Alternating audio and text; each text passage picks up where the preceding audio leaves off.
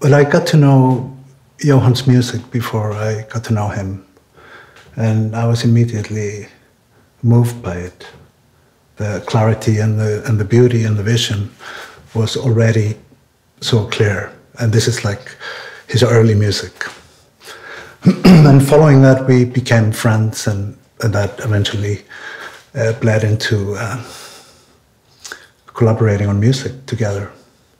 But our relationship, always sort of the basis of it was the friendship. And the way Jóhann worked on his music was always sort of based on a dialogue with somebody he knew, and it was like an ongoing, curiosity or some kind of relationship that was beyond just a particular project. So there was like a thread, I think, going through many of the projects that we worked on that was based on that friendship and that conversation that we had. Because Jóhann, he really loved to have long conversations with friends, and and every project that we did together started that way.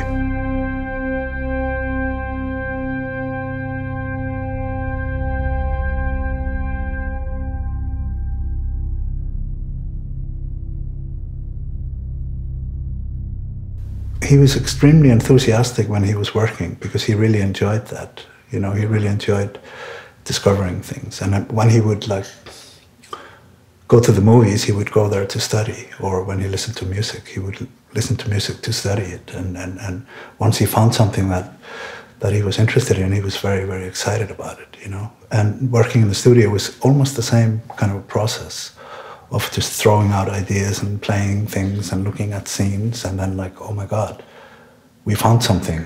I had no idea when we, entered this room that we would have found this, but we did. Which made the process very, very playful and exciting.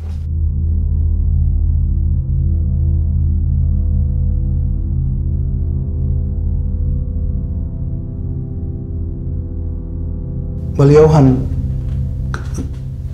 sort of existed in his own world and the world that he created around him. He was never a part of any kind of a scene of musicians and academics or what have you. You know, he was always just working within, different contexts, but always finding ways to educate himself and to learn something and to evolve.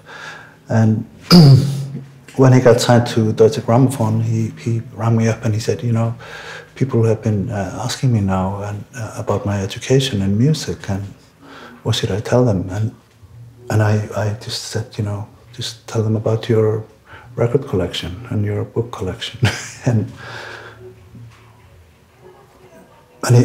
he was just sort of making a point that, there are many, many ways to operate or learn and make music.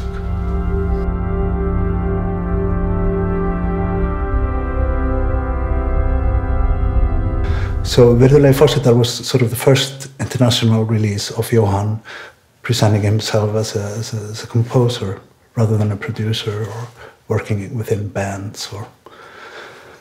And what he had in mind was a double vinyl record of one continuous long-form piece that's 1 hour long, and he wanted to work with a brass band, and the reason for that is that he had an experience playing in brass bands, and his father played in brass bands. So that was already when he presented that piece to me. I was moved by the fact that he was working with sounds and materials that had a deep meaning to his persona and his childhood, and there was already a built-in, just through the sound of a brass band, there was already something going on, something that he was saying, like he was telling you something very personal.